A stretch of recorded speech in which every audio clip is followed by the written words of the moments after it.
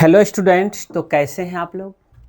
आशा करते हैं कि आप लोग स्वस्थ होंगे और मन लगा करके पढ़ाई करते होंगे। ठीक है, तो आइए आज हम क्लास 12th का हिंदी पाठ 1 देखने वाले हैं। ठीक है, पाठ 1 बातचीत शीर्षक है, जिसको लिखे हैं बालकृष्ण भट्ट।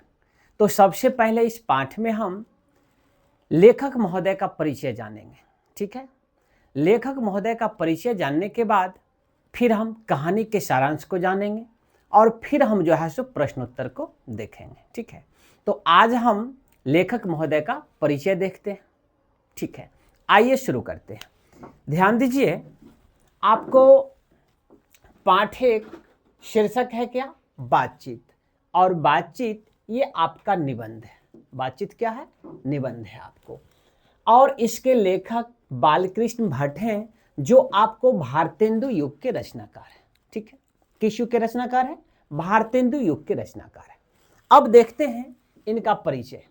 अब देखिए, बालकृष्ण भट्ट का जन्म आपको 23 जून 1844 ईस्वी को हुआ था। बालकृष्ण भट्ट का जन्म 23 जून 1844 ईस्वी को, और कहाँ हुआ था, तो इनका जन्म स्थान आपको इलाहाबाद उत्तर प्रदेश है। आपको यदि प्रश्न पूछता है कि बालकृष्ण भट्ट का जन्म कब और कहाँ हुआ, तो आप लिखेंगे बालकृष्ण भट्ट का जन्म 23 जून 1844 ईस्वी को इलाहाबाद उत्तर प्रदेश में हुआ था।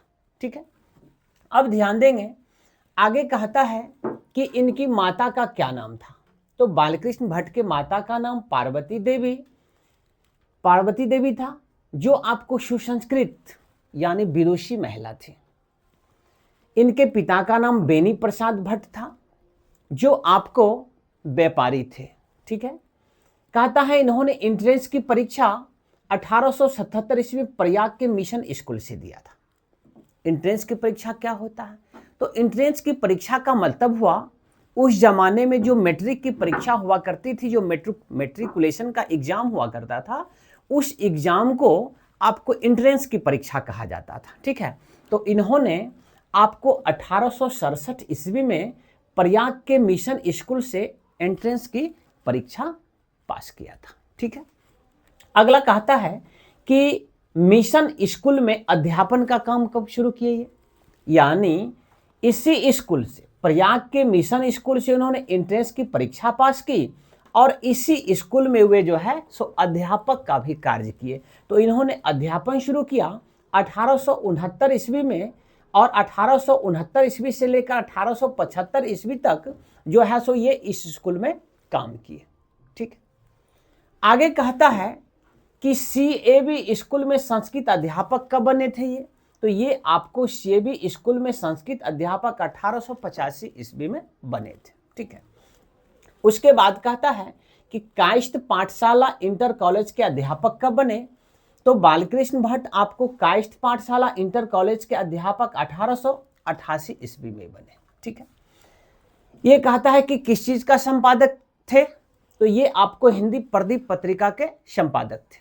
ठीक है, आपको प्रश्न पूछेगा इन्होंने किस चीज का संपादन किया, तो ये हिंदी प्रदीप जो पत्रिका थी उसका जो है सो संपादन किया। तो इस पत्रिका का संपादन करने के कारण ये इस पत्रिका के क्या हुए, संपादक हुए। ठीक है, आगे कहता है कि इनकी रचनाएं क्या है, ये बहुत सारे जो है सो कहानियां लिखे, बहुत सारे निबंध, हजारों निबंध से ज्यादा निबंध लिखे, ये प्रहसन लिखे। ठीक है, आपको जो है नाटक लिखे, ये जो है सो बहुत सारा चीज लिखे थे। ये भारतेंदु युग के जो है सो लेखक हैं, और जो है सो भारतेंदु के बाद इन्हीं का जो है सो आपको स्थान आता है। तो अब हम देखते हैं कि इनकी रचनाएं क्या क्या थी, इनकी रचनाओं को हम जानते हैं। अब यहाँ पर ध्यान दीजिए कि आपको लिखा हुआ है कि रचनाएं, तो उपन्यास, इन्होंने उपन्यास जो है बहुत सारा उपन्यास लिखा, जिसमें से कुछ प्रमुख उपन्यासों के नाम इस प्रकार हैं। अब जैसे देखिए 100 अजान एक सुजान इनका उपन्यास है, नूतन ब्रह्मचारी इन्हीं का उपन्यास है, रहस्य कथा, गुप्त बैरी, उचित दक्षिणा, सद्भाव का अभाव, रसातल यात्रा और हमारी घड़ी आदि। ये जो है सो इनका उपन्यास है।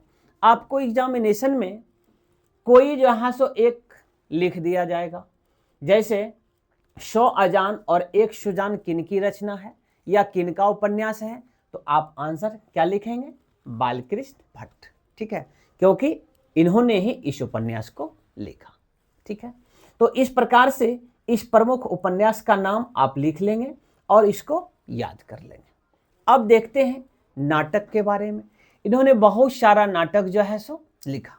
अब यहां पर देखिए, किराता अर्जुनीय, पद्मावती, शिशुपाल वध, पतित पंचम, सीता वनवास, मेघनाथ वध, चंद्रसेन, शिक्षादान, बिरहन्नला, कट्टर सोम की एक नकल, भारतवर्ष और कली और दमयंती स्वयंवर आदि। ये जो है सो आपको इनका लिखा हुआ नाटक है। उसके बाद देखिए प्रहसन, ये बहुत सारे प्रहसन भी लिखे। प्रहसन भी एक प्रकार का जो है सो नाटक ही होता है।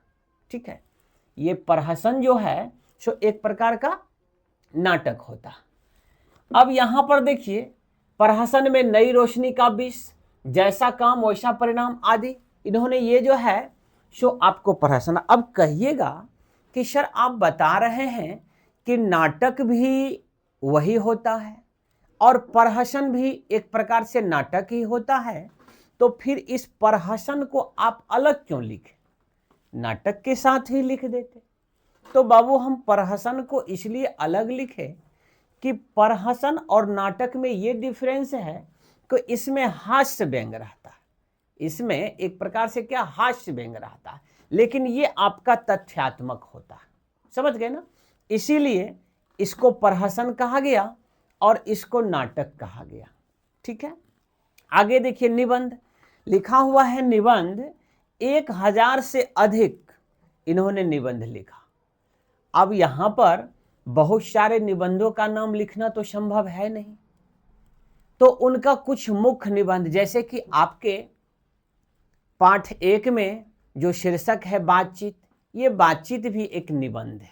ठीक है, तो उसी प्रकार से कहता है ये 1000 से अधिक निबंध लिखे। भट्ट निबंध माला नाम से 2 खंडों में प्रकाशित हुआ। इनका जितना भी आपको जो है सो निबंध लिखा हुआ है, ये 2 खंडों में प्रकाशित हुआ। और किस नाम से? तो भट्ट निबंध माला के नाम से। ठीक है, अब देखिए इनका लिखा हुआ कुछ निबंध है। तो यहां पर देख लीजिए, बातचीत आपका जो है, ये बातचीत इनका लिखा हुआ निबंध है। बोध इनका निबंध है। रुचि, आशा, चंद्रोदय और माता का स्नेह आदि, ये जो है सो बालकृष्ण भट्ट के द्वारा लिखा हुआ निबंध है। तो अभी आप जो है सो बालकृष्ण भट्ट का संक्षिप्त परिचय देख रहे थे, तो आप बालकृष्ण भट्ट के बारे में जान गए। अब चलते हैं हम शीर्षक पर और जो है सो जानते हैं कि ये बातचीत शीर्षक जो है सो आपको क्या है। ठीक है, बातचीत शीर्षक क्या है? तो सबसे पहले देख लीजिए कि ये बातचीत जो शीर्षक है आपका, ये बातचीत, ठीक है, ये बातचीत ये क्या हो गया? ये बातचीत, हाँ अब देखिए, ये बातचीत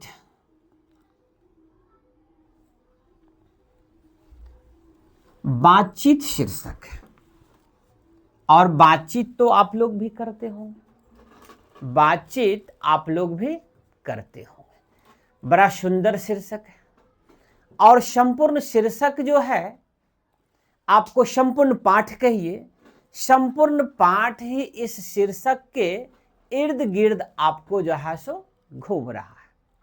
संपूर्ण जो है सो पाठ में आपको बातचीत के शैली के बारे में बताया गया है, बातचीत क्या है इसके बारे में बताया गया है, आर्ट ऑफ कन्वर्सेशन क्या है, अच्छा बातचीत क्या है, 2 व्यक्तियों के बीच की बातचीत क्या है, 4 या 4 से अधिक व्यक्तियों की बातचीत क्या है। यानी पूरे पाठ में बातचीत के बारे में बताया गया। तो इस बातचीत के बारे में जो है सो हम लोग भी बात कर लेते हैं। जैसे देख लीजिए, सुबह से लेकर के शाम तक, जिस समय से आप सोकर के जगते हैं और सोने तक में भर दिन किसी न किसी से बातचीत करते ही रहते हैं। आप विद्यालय जाते हैं तो क्लास में शिक्षकों से भी बातचीत होती है, शिक्षक आपसे बात करते हैं। यदि पढ़ा रहे हैं, जैसे मान लीजिए बाबू अभी मैं बोल रहा हूं और आप मेरी बात को सुन रहे हैं, तो ये भी एक प्रकार से बातचीत ही है। मैं आपसे बात कर रहा हूं और आप मेरी बात को सुन रहे हैं। तो बातचीत है क्या? बातचीत क्या है? बातचीत के माध्यम से हम अपनी भावनाओं को क्या करते हैं? व्यक्त करते हैं। बातचीत के माध्यम से हम अपनी बात को दूसरे को बताते हैं, दूसरे की बात को क्या करते हैं? सुनते हैं। नहीं, एक प्रकार से विचारों का क्या होता है? आदान प्रदान होता है। विचारों का क्या होता है? आदान प्रदान होता है। मान लीजिए यदि हम लोग बात ही नहीं करते, कल्पना करिए सवेरे सो करके उठते और शाम तक में किसी से बात ही नहीं होता तो कैसा रहता? किसी से बात ही नहीं करते, कोई भी बातचीत नहीं होती तो कैसा रहता बताइए? या मान ले सवेरे सो करके उठे और किसी से कुछ नहीं बोले, कोई टोक नमस्कार नहीं है, तो क्या कहेगा आपको? किस चीज का गुस्सा है भाई, मुंह क्यों फुलाए हुए? तुरंत तुरंत जो है सो आपको यह बात सुनने को मिल जाएगा। तो बातचीत एक माध्यम है। बातचीत एक माध्यम है किस चीज का? तो अपने विचारों को प्रकट करने का। ठीक है, हम अपने विचारों को, हम अपनी भावनाओं को क्या करते हैं? प्रकट करते हैं। ठीक है, ये बातचीत है।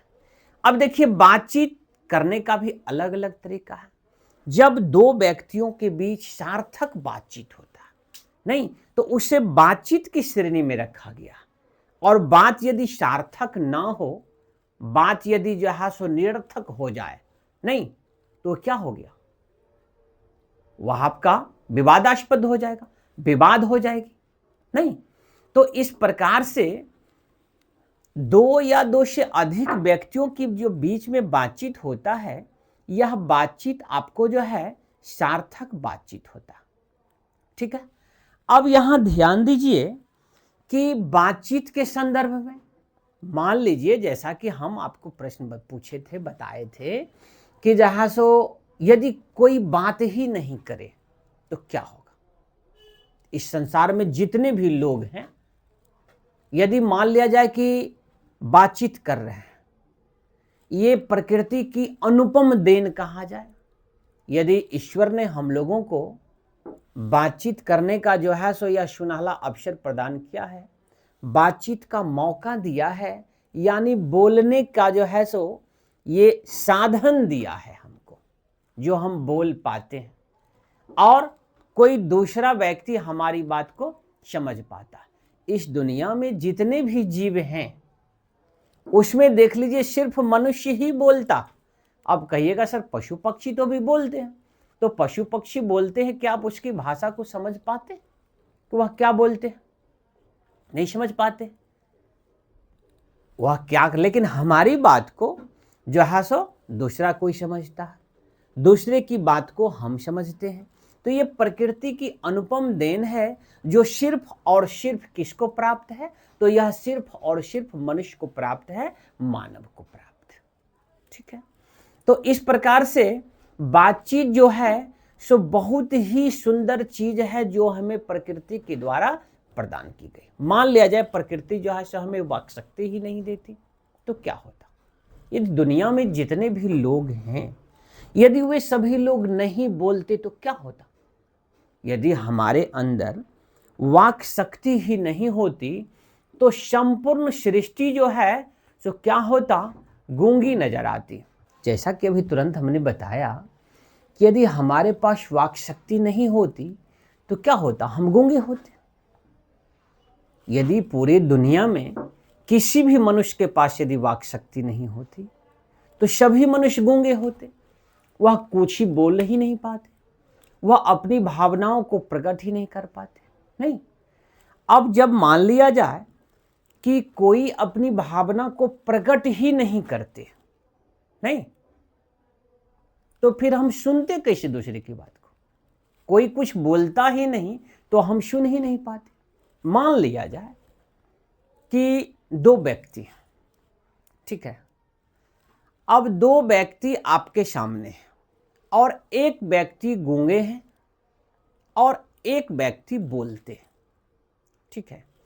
और दोनों व्यक्ति आपके सामने हो और दोनों में से कोई भी कुछ नहीं बोल रहा हो, तो क्या आप पता कर पाएंगे कि कौन व्यक्ति गूंगा है और कौन बोल रहा है? बताइए। जाहिर सी बात है कि आप पता ही नहीं कर पाएंगे, नहीं, कि कौन व्यक्ति आपको जो है सो गूंगा है और कौन व्यक्ति जो है सो आपको बोल रहा है, नहीं। तो इस प्रकार से हमें पता ही नहीं चलता। तो क्या समझे इससे आप? मान लिया जाए कोई दो बच्चे, एक बच्चे बोल पा रहे हैं और एक बच्चे नहीं बोल पा रहे हैं, तो आपको कैसे पता चलेगा कि कौन बच्चा बोलता है कौन बच्चा नहीं बोलता? या दो लड़कियां हैं, वे दोनों में से एक बोल पा रही हैं और एक नहीं बोल पा रही है, तो आपको कैसे पता चलेगा? बोलिए। हमें तो तभी ना पता चलेगा जब वह अपना मुंह खोलेंगे, जो भी व्यक्ति आपके सामने हो। जब तक यदि वह अपना मुंह नहीं खोलता है, ठीक है, तो क्या आप उनके बारे में जान नहीं पाएंगे, यानी आपसे उनका साक्षात्कार नहीं हो पाएगा।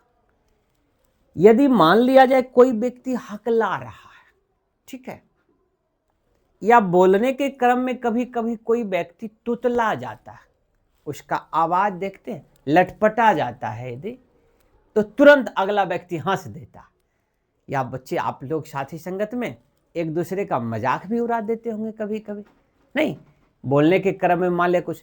और इतना ही नहीं, ये भाषा आजकल प्रचलित भी हो गया, ये भाषा आपको प्रचलित हो गया, खास करके जब बच्चों के मुंह से जो आवाज निकलती है, जो हम सुनते हैं, तो बच्चों के मुंह से निकली हुई वो तोतली बोली सुनने में अच्छा लगता। हमसे भी मान लिया जाए बोली लड़खड़ा जाए या कोई आवाज स्पष्ट उच्चारण नहीं हो पाए, तो तुरंत लग जाएगा अरे सर जी यहाँ पर नहीं बोल पाए, ऐसा होता नहीं।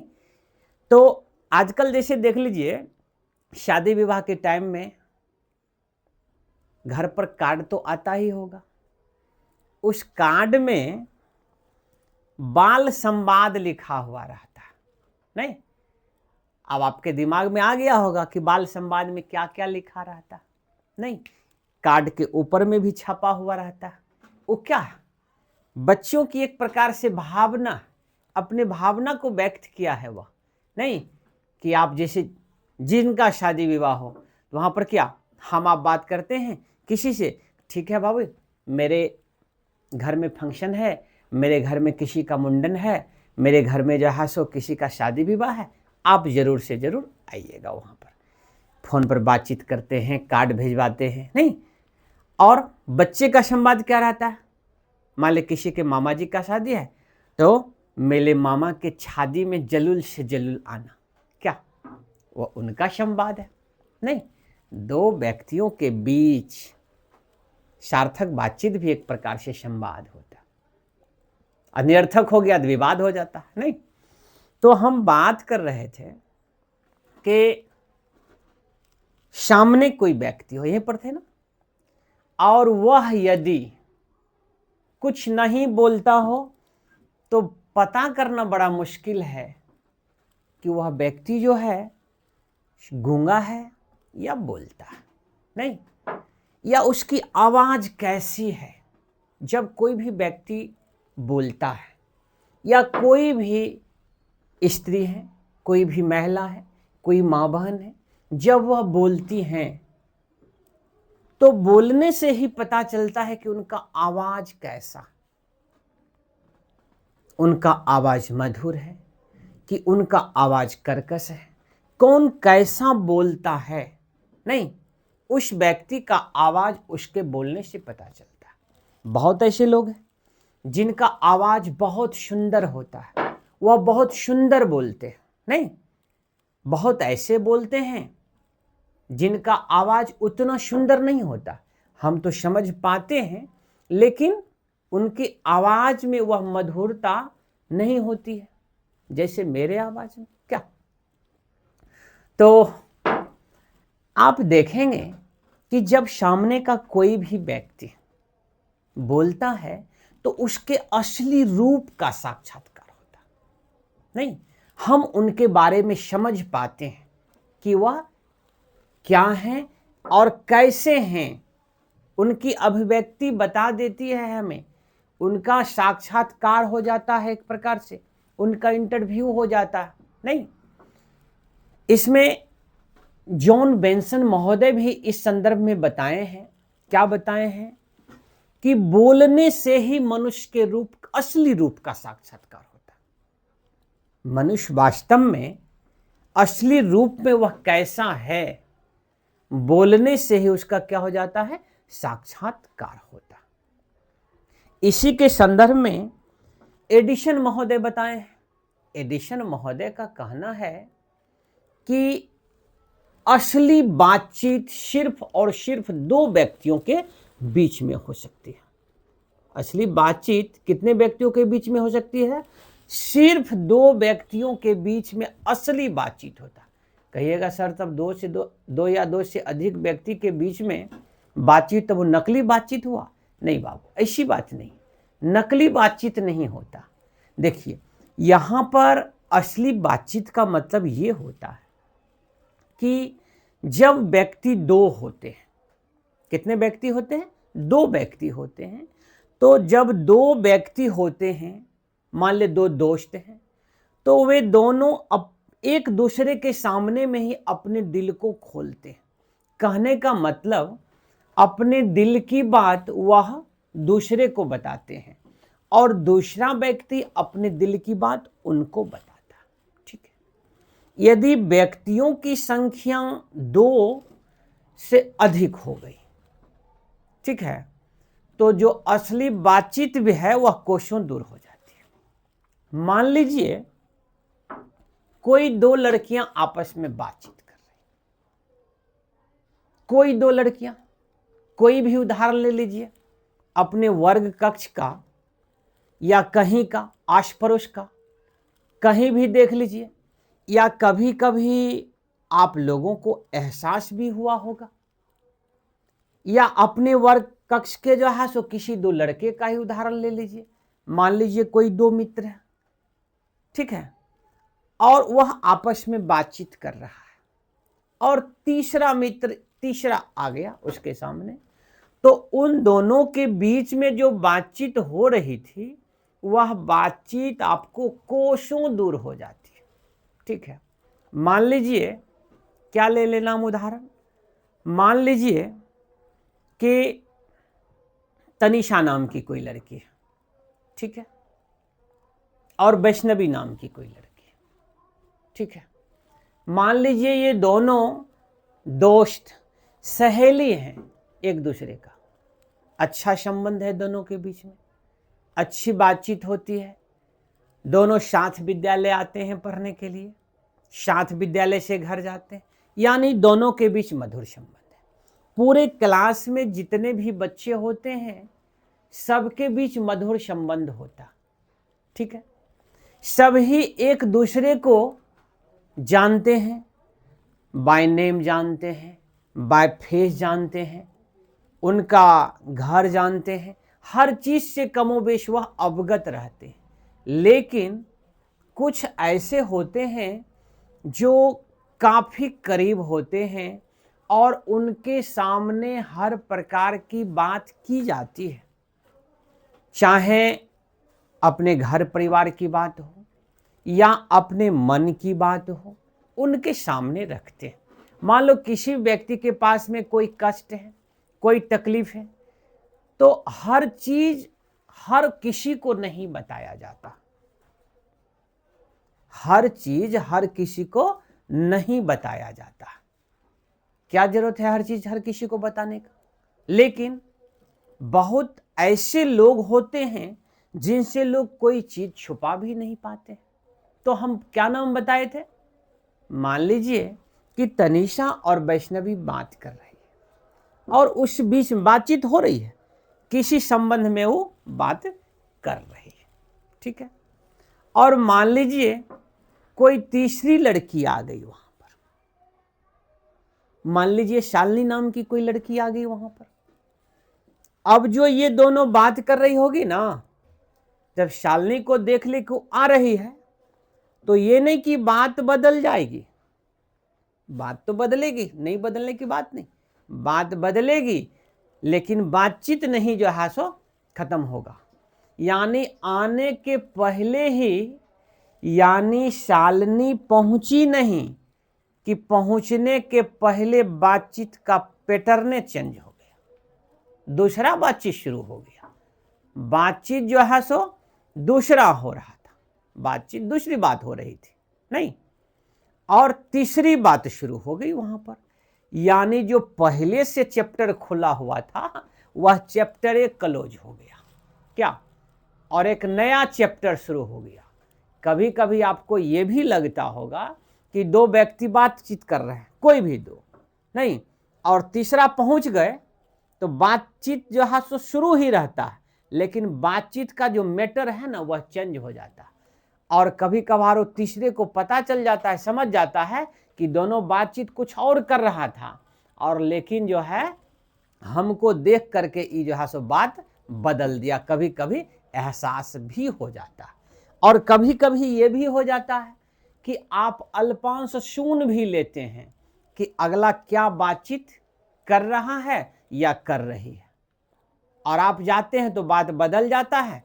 आप जब बोल देते हैं कि भाई ये बात तो यहाँ नहीं हो रही थी, वह बात को क्या किया जाता है, घुमा दिया जाता है। नहीं ऐसी बात नहीं, आप सुनने में मिस्टेक हो गया, नहीं सुने होंगे, दूसरे के बारे में दूसरा बात बोल रहे थे, यानी बात उनके, जबकि बातचीत करने से ही पता चल जाता है कि ये क्या जो है सो बोल रहे हैं, पहले की बात को रख रहे हैं कि बात को बदल रहे हैं। यहाँ कहने का मतलब ये हुआ कि जो है सो असली बातचीत सिर्फ और सिर्फ दो व्यक्तियों के बीच में हो सकती है। ज्यों ही व्यक्तियों की संख्या दो से अधिक हो गया, नहीं, चाहे वह स्त्री हो या पुरुष हो, चाहे बच्चा जवान बूढ़ा कोई भी हो, असली बातचीत सिर्फ और सिर्फ दो व्यक्तियों के बीच संभव है, ठीक है। ये किनका कथन है?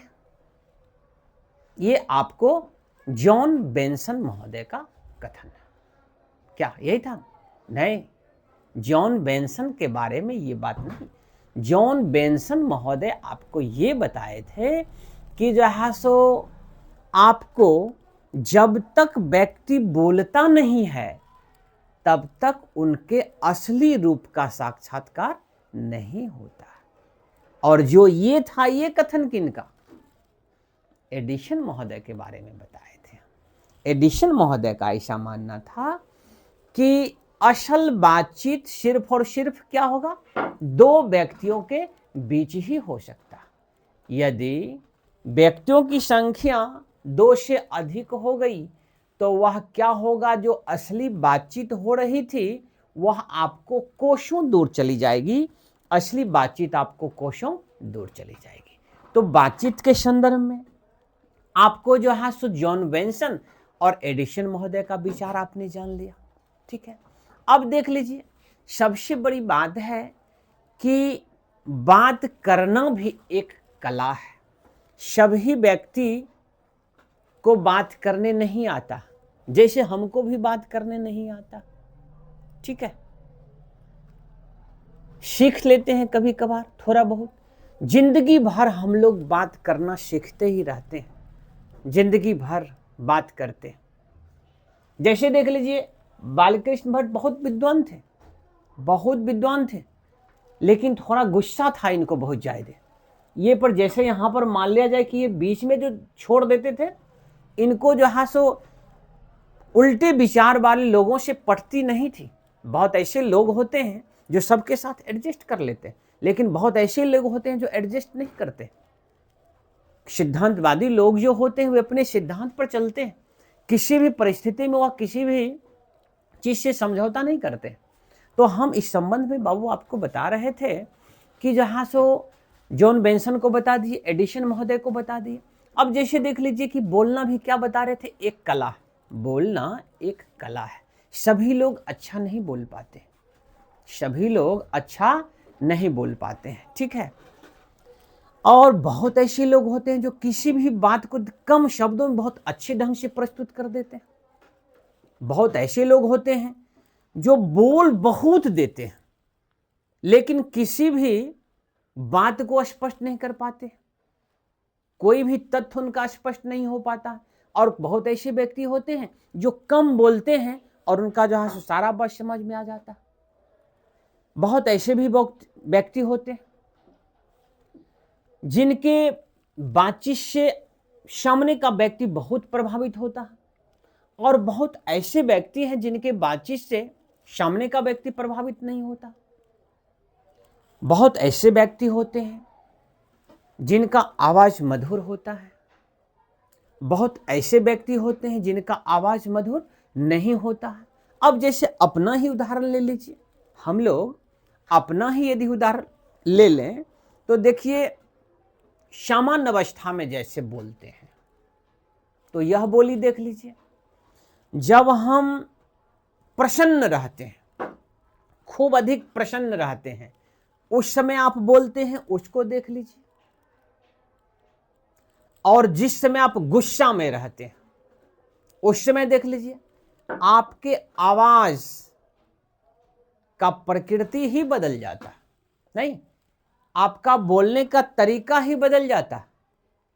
आपके बोलने से ही सामने वाले को समझ में आ जाता है कि आप क्रोधित हैं या प्रसन्न हैं या अन्य दिनों की तरह सामान्य हैं। तो सभी व्यक्ति अपने हिसाब से बोलते हैं। यहाँ पर बालकृष्ण भट्ट जो है बताते हैं कि यूरोप के लोग सबसे सुंदर बोलते हैं। कहिएगा सर, अपने यहाँ के लोग नहीं बोलते? हाँ बाबू, अपने यहाँ के लोग भी बहुत सुंदर बोलते हैं, लेकिन इस पाठ में चर्चा किया गया है कि आर्ट ऑफ कन्वर्सेशन यूरोप के लोगों के द्वारा अपनाई जाती है। किनके द्वारा अपनाई जाती है? यूरोप के लोगों के द्वारा आर्ट ऑफ कन्वर्सेशन। नहीं, आर्ट ऑफ कन्वर्सेशन का मतलब हुआ बातचीत का कला। बातचीत का क्या होता है? कला। और ये कला में प्रवीण होते हैं यूरोप के लोग। अपनी बातों को बहुत ही बेहतरीन ढंग से वह प्रदर्शित कर पाते हैं।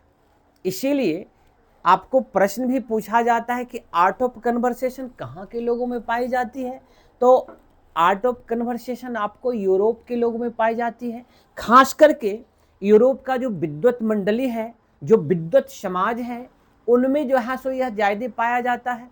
किसी भी बात को बहुत ही बेहतरीन ढंग से, सुंदर तरीके से वह क्या करते हैं? प्रस्तुत कर पाते हैं।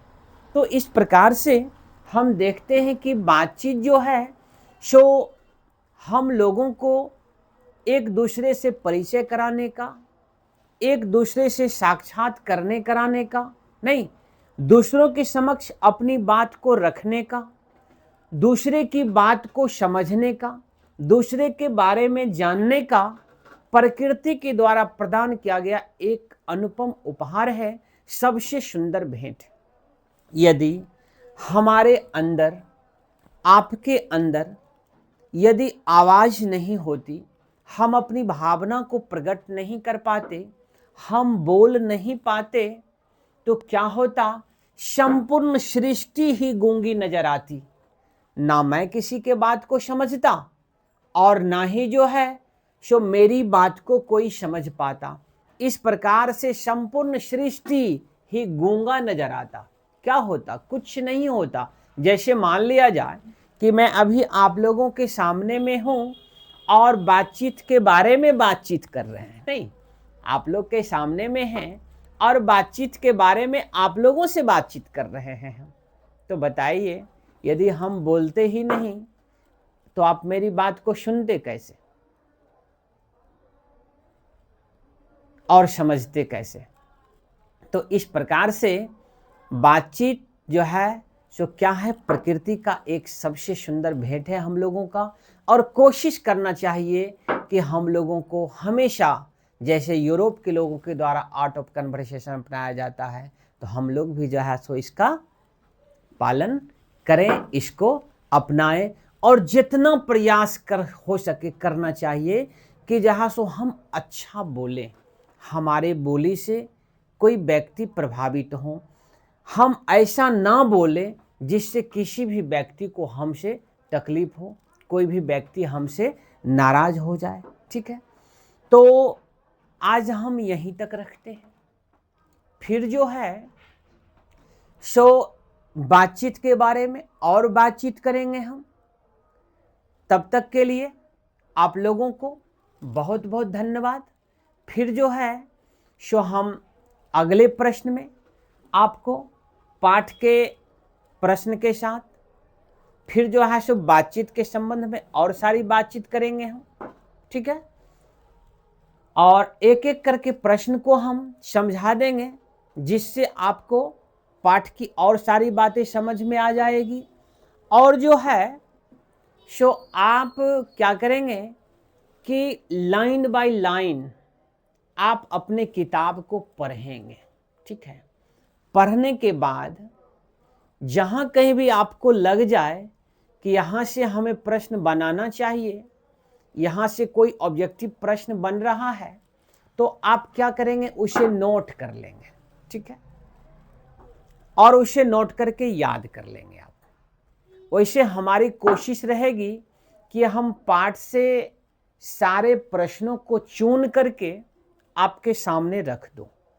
बीच में हम बताए थे आपको जो है सो कुछ दिन पहले ही हम आपते, लेकिन कुछ तकनीकी समस्याएं भी थी और समय अभाव के कारण जो है सो हम आपको नहीं आ पाते थे, इसीलिए जो है सो प्रश्न इधर लोड नहीं कर पाए। फिर जो है सो एक एक करके अब कंटिन्यू आप लोग का वीडियो चलते रहेगा। बता दूं आपको कि रात में आपको जो है सो 8 से मानिए कोशिश रहेगी, यदि 8 से, हाँ 8 ही मान लीजिए, 8 से लेकर के 10 बजे तक में आपको जो है सो हम लाइव रहेंगे। और जितने भी आप लोग हैं, आप सभी मेरे लाइव सेशन से जुड़ जाइएगा। हम आपको जो है सो 8 से 10 में अलग अलग विषय और बारी बारी से लोड कर देंगे। अभी जैसे आपको हिंदी बता रहे हैं, तो इसको समाप्त करने के बाद फिर आपको हम पाठ 2 चंद्रधर शर्मा गुलरी द्वारा लिखा गया है, उसने कहा था, ठीक है, कहानी है, तो इसके बारे में आपको हम बताएंगे। ठीक है, इस प्रकार से एक एक करके हम आपको बता देंगे। फिर व्याकरण के बारे में आपको बताना है, कुछ चैप्टर को हम बता दिए थे, शब्द टॉपिक क्लियर किए थे। क्लास 9th का मैथमेटिक्स आपको जो है सो एक्सरसाइज 1.1, 1.2, 1.3, 1.4, 1.5, 1.6 तक लोड कर दिया गया है। क्लास 10th का भी एक्सरसाइज 1.4 तक क्लियर हो गया है। दोनों क्लास का बहुपद बहुत जल्दी लाइव में आपको बताएंगे हम। तो क्लास 9th का, क्लास 10th का, क्लास जो है सो 11th का और क्लास 12th का फिलहाल में अभी कंटिन्यू जो है सो हम आपको पढ़ा दिया करेंगे। ठीक है, उसके बाद जो है सो आपको और सारे क्लास का हम देखेंगे, जैसे समय हमको मिलेगा तो उस हिसाब से हम आपको बताएंगे। तो आप लोग कोशिश करिएगा कि 8 से 10 के सेशन में, लाइव सेशन में आप लोग ज़रूर जुड़िएगा। और आप लोग का शिकायत रहता था कि सर वीडियो तो आ रहा है, लेकिन उसमें जो है सो अभी आपका जो है सो जो लिख रहे हैं यहाँ पर जो है सो और फेस वगैरह नहीं आ रहा। तो हम प्रयास कर रहे हैं कि अब सबको धीरे धीरे आप लोग के सामने आएगा। ठीक है, लाइव रहेंगे तो स्वाभाविक बात है कि सब कुछ आएगा। तो आज यहीं तक रखते हैं, विशेष बातें आपको अगले वीडियो में होगी। तब तक के लिए आपको धन्यवाद।